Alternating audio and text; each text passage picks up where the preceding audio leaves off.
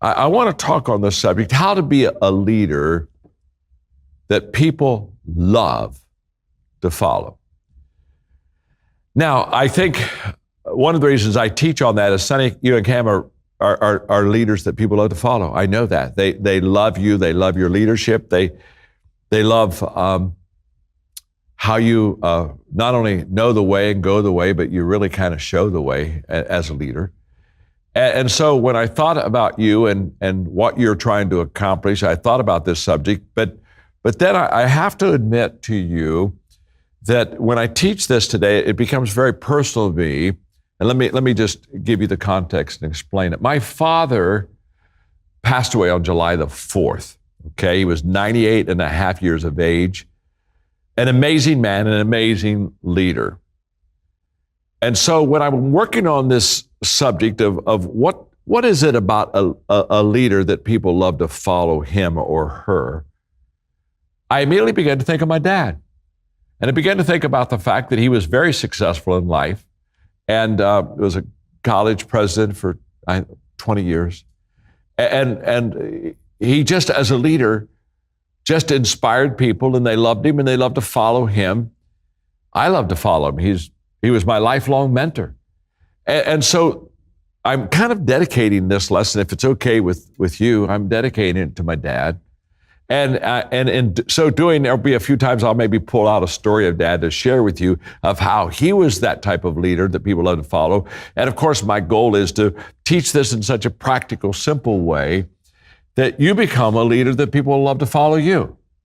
Because if you think about it, just think about it for a moment. Think about all of your work experiences, okay? As you really give it thought, haven't there been leaders in your life that they just inspired you and lifted you, and you could pretty much just hardly wait to get to work because you knew when you got to work that good things were going to happen and relationships were strong. And we all know people that we just love to follow. And then is it not true that in our experiences we've also had leaders that we didn't love to follow? We probably had leaders that we didn't love. We probably had leaders that didn't love us. So what does it take? What does it take to be a leader that people love to follow? That's what I want to talk to you about today. Now, I start this lesson by a survey. It's a fairly recent survey. 4,000 people. In this survey were people that were leaders, supervisors, bosses, okay? And there were also people that were not. They were just on the team. And so it went out, and the survey asked one question, and the question was, what do you think is the best way to improve yourself as a leader? Now, what makes this survey interesting to me is that the leaders answered the question differently than the followers. In fact, the two groups weren't even close. The leaders, the people that were supervisors, they said, well, to improve our leadership, we need to be better in technology, and we need to be better in finances. Now, I'm going to call a timeout right now because I know I'm talking to ITT Design and customers, clients, and friends. And I know technology is your world. So when I give you this survey illustration, in fact, I was kind of amused when I thought about putting it in here, thinking about you, and maybe one of the ways for you to improve your leadership is technology. So I want to be careful here, but please just give me a little space. So let me have a little bit of fun. This survey wasn't to a technology company, and basically they were asking the leaders how they could improve their leadership, and they said technology and a better understanding of finances. When they asked the people that were on the team that were not in leadership positions, what do the leaders of your company need to do to improve their leadership? They gave two total different answers. They said, first of all, they need to become better leaders. They need to increase their leadership skills. And secondly, they need to have greater emotional intelligence. Now, I'm going to call a timeout here because we've already got a problem before I ever even dive into the lesson. And the problem is very simple. The leaders and the team players aren't on the same page. But it's been my understanding in leadership for years as I've helped companies and done my very best to lift the leadership lid. It's been my understanding for years that very seldom Are the leaders and the followers on the same page? And I say that because I think one of the major mess ups in leadership is what I call assumptions. In fact, I say assumptions is the mother of all mess ups. And assumptions, the assumption gap is the gap between what I think is true and what is truly true. But what do I think? Does it match the reality? You know, Max Dupree said the first responsibility of a leader is to define reality. And what I find is that many leaders lead by assumption. They think they know where their people are. They think they know what the people need. And it's not true at all. And so I share that with you because this survey was certainly a billboard for assumption, because the leaders said, well, the way we can improve our leadership is through technology and through finances, and the people on the team, the other side said, no, you can improve your leadership by becoming a better leader, and you can improve your leadership by becoming emotionally intelligent. And by the way, when they said improve your leadership, basically, leadership asks the question, where are you taking me? And emotional intelligence asks the question, how are you treating me? And basically, the people on the team, they said, where are you taking us? And how are you treating us? And I think this is just such an important lesson for me. I hope it's an important lesson for you. And by the way, the title of the lesson is How to Be a Leader That People Love to Follow. It is not entitled How to Be a Leader That People Love. I'm not talking about a popularity contest. I am talking about respect. But respect is always earned on difficult ground. And in our social media culture, where we want to know how many likes we have, we're developing a whole bunch of leaders that aren't leaders at all. They basically are poll takers. So what I'm going to share with you really, really works. So I asked myself, if I'm following a leader that I love, what do I feel? What are my feelings? When I describe that leader that I love to follow, what comes from my heart? Why is it that I love him so much? And I think that there are three feelings that followers always have if they have a leader that they love. And let me give you those three feelings, and then let me teach. I think that if you follow a leader that you love, you always feel valued. I think that's at the core. If I'm following a leader that I love, I can tell you for a fact that I feel valued by that leader. Secondly, I think I feel inspired. There's something lifting about their leadership that I'm inspired when I'm around them. I've had mentors like that. John Wooden, who was the great coach at UCLA, mentored me for several years. And I said, it's wonderful what the coach says, but it's more wonderful just to experience the coach. He inspired me. And I think when you follow a leader that you love, you not only feel inspired and valued, I think you feel empowered. So the question is, how do we develop a culture where people feel valued, inspired, and empowered? That's the question. It's a great question. Think about it for a moment. If in your company, those three feelings consistently exist, people are feeling valued, they're feeling inspired, they're feeling empowered, wouldn't you say that you had a great culture? So what kind of a leader creates that culture? Because I want to say something I think that is very important. When people join a company, when they become a part and they're hired or employed into an organization, it's the company that usually hires them. So they're brought in by the company. But when people leave an organization or a company, they don't leave an organization, they leave a leader. Always. It's a leader that either didn't value them, didn't inspire them, or didn't empower them. That when they leave the company, they don't leave the company, they leave a person.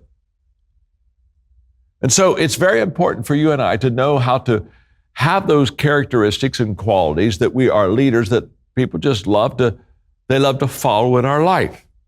So how do I Have the people on my team always feel valued, inspired, and empowered. Let's go. Number one, as leaders, we need a heart to care. If we have a heart to care, this will convey value to our people. Maya Angelou, who was an author, a philosopher, a thinker, a speaker, I'll bet every one of us in this room today have either read something or been inspired by something that Maya said or wrote. It was my privilege, maybe 10 or 11 years ago, in Boston to do a conference with her. And I was so excited because I admired her so much, and she lived up to all of her reputation. She was a great lady. It was Maya Angelou who said, I've learned that people will forget what you said. People will forget what you did. But people will never forget how you made them feel. She is so right on target. We may forget what a person said. We may even forget what they did, but we will always remember how that leader made us feel.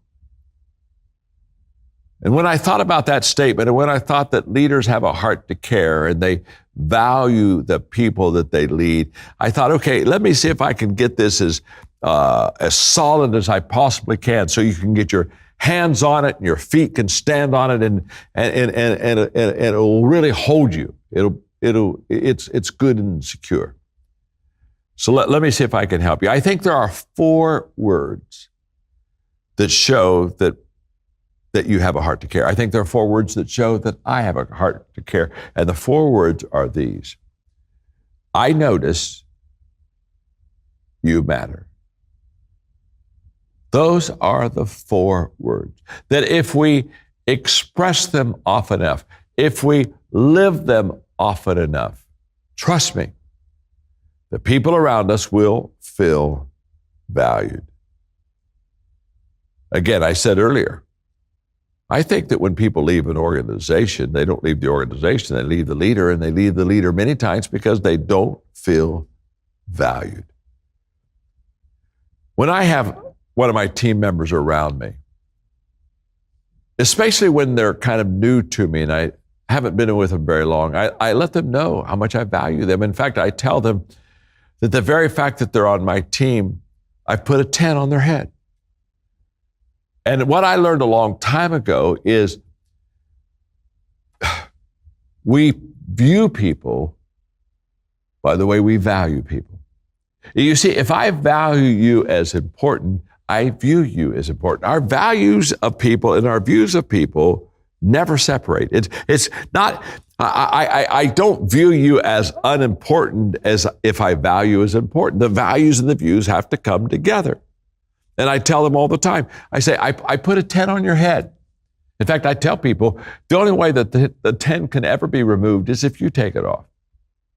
If you make a decision to take a 10 off and put a 5 on, then I'll have to live with your decision. But my decision is to see you as you can become, to value you and your potential, to put a 10 on your head. That's my choice. But when I say to you, I notice, and you matter. I just want you to know, I've noticed that what you're doing over there in the department, and I tell you, it matters and you matter. There's something that is just absolutely uplifting by those 4 words. And somebody asked me the other day, said, well, how do I show that I notice and I matter? And the answer to you is very simple. Appreciate a person more than you think they should be appreciated. Value a person more than you think they should be valued. See a person higher than they can see themselves. You see, it's wonderful when people believe in their leader, but it's even more wonderful when the leaders believe in their people. And when you begin to up your appreciating people as far as your exercises, in other words, when you feel like, boy, I've really shown appreciation to that person, double it. Boy, I've really shown appreciation to that department. Double it. That's how you know that they know that they matter and that you notice them. My dad, going to my dad now, and I'm doing this lesson in honor of him. And by the way, so many of you wonderful folks, I had a lot of people say, well, wow, I'm sorry you lost your dad. And I just want you to know that I didn't lose him because I know where he is. He was a person of faith. He's with his Father. He's with his Heavenly Father. I know exactly where he is. I didn't lose him. You see, you only lose a person if you don't know where they are. But he did leave me. But he left me with so many incredible teachings and memories. And one of the things that I'll never forget when you talk about valuing people is when my father was president of Ohio Christian University. By the way, that was my first university. That was my first college. And I went there because Dad was president. And I thought, hey, if you really want to get through school, go to where your dad's the president. You just increase the odds. And so anyway, one of my favorite times to be with Dad would be during college year. And my father would be in the offices and he knew when the maybe the major break is between classes. And he always would, when he knew that there was going to be students moving across the campus, if possible, he went out on the campus himself.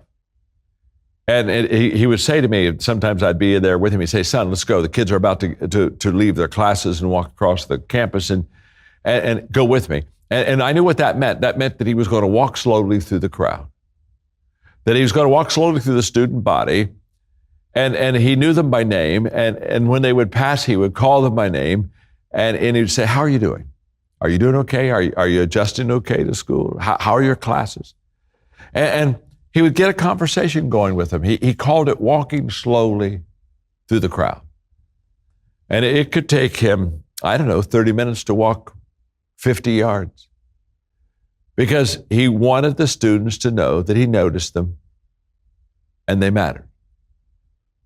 And in that conversation, he always would ask this question. He would say, is there something I can do to help you? And sometimes, not all the time, not even most of the time, but sometimes a student might say, well, yes, and they might share a thought with him or something he could do to help them. And my dad always carried a 3x5 card in his pocket. He'd reach in his pocket, he'd pull out that 3x5 card, and with a pen, he'd write down the student's name and what he needed to do to help that student. And then he'd say, now I'll go make sure that you get that help. And he'd have a list. And when the students all went back to class, he would go back and get his staff together and say, okay, this student needs this. A student could use some help here. And my dad was just amazing. And the students, knowing that Dad would be on the campus, were looking for him. And it would start with a couple or one or two. And sometimes there was no walking slowly through the crowd at all. It was just standing in the crowd because they would gather around him. And for maybe 5-8 minutes, he'd hold court and say, I notice and you matter. So to apply this first thought to our lives, the question I have for you is, do your people notice that they matter to you? And how do you know that they know that? And what do you do that makes them know that? And maybe even more important, what are you going to do this week to say to the people on your team, I notice and you matter? In other words, I have a heart to care. I value you. The second thing that leaders do really well, they do this really well. Again, that this characteristic it just gives love to the people that follow. Leaders, as leaders, we need a passion to inspire our people. And I choose the word inspire very carefully because there's another word I use a lot in in leadership, and it's the word motivate. In fact, I wrote a book just recently on the leader's greatest return, and I have a whole chapter on the 7 motivations of people that leaders need to know so that they can lead people best. But instead of saying that we need a passion to motivate people, I said we need a passion to inspire. Let me just give you, it's a small difference, but let me give you the difference between motivating people, which we have to do as leaders. We have to move them. and inspiring people. When I motivate people, that implies to a certain extent that I'm pushing you. Not pushing you aggressively, but I'm slowly nudging and pushing you to do something that perhaps you don't want to do, okay? I'm kind of working from the outside to get you to do something perhaps on the inside. There's a gentle push, okay? I'll explain that in a moment. And when I inspire you, instead of pushing, I'm pulling. I motivate you, I push you. When I inspire you, I pull out of you stuff that is already within you, things that you naturally can do or are good at, but you just need to be led to do it.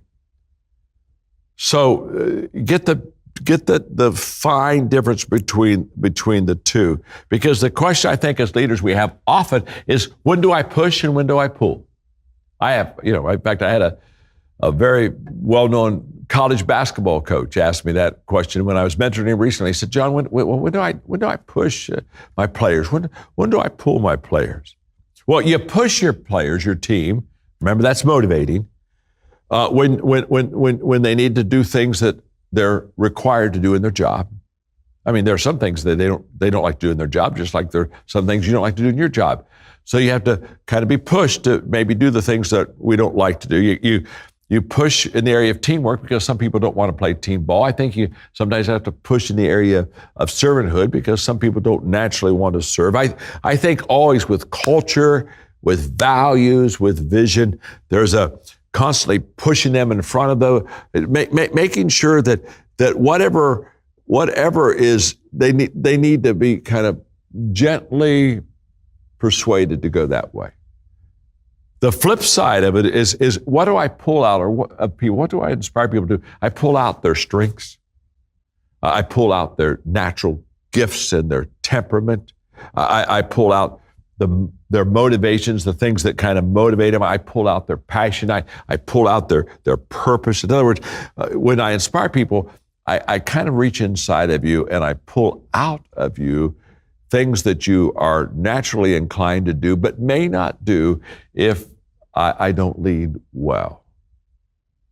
And the word passion, the leaders that people love to follow, they have a passion to inspire people. I love that because that passion means that they energize you, they maximize you. This is huge. When I teach mentoring, one of the lessons I teach, I think that's so helpful to people is who mentors you is as important as what they say. Now, what they say is that incredible knowledge and information, insights that you need to have in a mentoring relationship. But the contagiousness of mentoring is in the who. As I said earlier about Coach John Wooden, better than hearing what John Wooden had to teach, you just experienced John Wooden. And I left feeling inspired. You see, I learned a long time ago, big people always make you feel bigger. By the way, small people always make you feel smaller. Remember Mary Angelou who said, Maya Angelou who said, people, you're not going to remember what they said, you're not going to remember what they did, but you are going to remember how they made you feel. And so when my father passed away, a couple days before he passed away, I spent alone with him for a few hours. And at this time, he couldn't respond at all to me. But as you know, when people are dying, listening, they can hear. That sense stays with them longer than the other. And so I sat beside Dad, and on my iPhone, I began to put down the lessons that my dad had taught me. And every time I put a lesson down, I'd stand up and put my hand maybe on his face or his head or his shoulder and just love on him. And I'd say, Dad, you taught me this lesson. When I finished my hours with him that day, the last day I had with him while he was still alive, I had put in my iPhone 29 lessons that my dad taught me. And if you go to, I think, johnmaxwell.com, I think you can get those lessons. I teach them. I think I've taught them in 4 consecutive weeks on tribute to my dad or my father. You may be able to pick them up. I hope you can. 29 lessons. Here's the point. Every one of those lessons, he not only taught me those lessons through his words, he showed me those lessons through his actions. In fact, his actions weighed more heavily than his words. He lived all of the lessons for me to see. That's important because people do what people see. So the question, if you're going to be a leader that people love to follow, are you inspiring them? Are you inspiring them by your example? Can you do what a great leader always does? Look at the people that you lead and say, follow me. And they gladly get up and follow you because there's an inspirational quality there in your life. So the question that I have to ask about myself, and you need to ask about yourself, is very simple. What am I doing to inspire my team? How do I inspire my team? Do my team members feel inspired? Have I asked them, do I inspire you? And what can I do right now to inspire my people? Okay, let's go to the third thing that leaders do very well that cause their followers to love to follow them. And that is that we need a willingness to empower people. Now, this is a lesson in itself, and I only have a few minutes with it and for it, but I want to contrast empowerment, releasing people to reach their capacity and help the company reach its capacity. There's the opposite of empowerment is command and control. And I just want you to know that insecure people love command and control. Anybody that is insecure wants to have their hands on everything and they control everything. And I just want you to know that if you're a command and control person, there's a limitation to the growth of your company, always, not sometimes, always, because it will only grow to the level that you can personally command and control. And the moment that you have to release that to someone else, you get a problem. So you can't have constant continual growth and command and control at the same time. You got to make a decision. If I'm going to have that constant growth, then I have to be an empowering leader. I do a lot of work internationally. I think last year I was maybe 30 countries. I do a lot of work internationally, and one of the weaker parts of leadership internationally so many times is that leaders delegate task, but they don't delegate authority. And let me just say this, it's quite simple. If you delegate task, you'll never develop leaders. You'll just develop followers. And I see it happen all the time, because you give them a job to do, they go do it, and they come back, and you give them another job, and they do it, and they come back, and then you give them another job. All you're doing is you're developing a follower. They come back and go out, come back. To be honest with you, it's like playing fetch with your dog. I mean, you get a ball and you throw the ball out, the dog goes, runs after it, gets it, comes back, gives it to you, throw it back out, dog comes back, throw it back out, dog comes back. Most leaders, that's how they run their business. They're just delegating tasks and next, and they're just busy delegating tasks. And all they got is a bunch of followers. You see, if you want to develop leaders, you got to delegate authority. And that's how leaders get established. I began to think about this because I think empowerment is difficult for a lot of people. So in doing this lesson, I just wrote down, because of time, 3 empowerment indicators. Let me give them to you. How do you know that you are an empowering leader? I'm going to give you 3 ways that you could know that you are.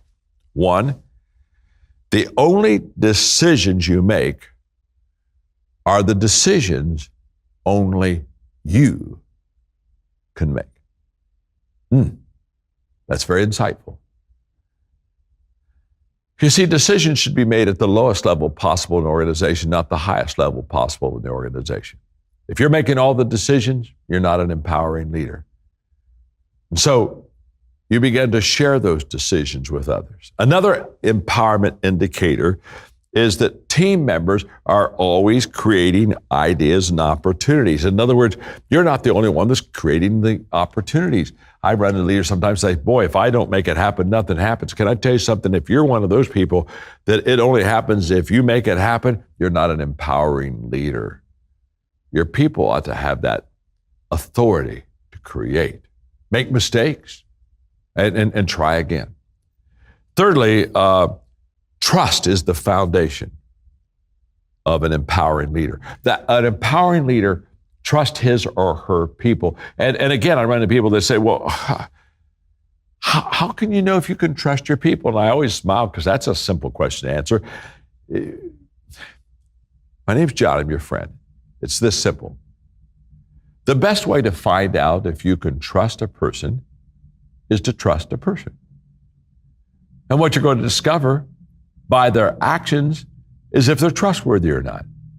And by the way, if you don't trust someone, you're either too controlling and haven't given up that trust, or you've got the wrong person, which means you've got to make a change. You've got to either change from command and control to empowerment, or you got to change the person because they're the wrong one.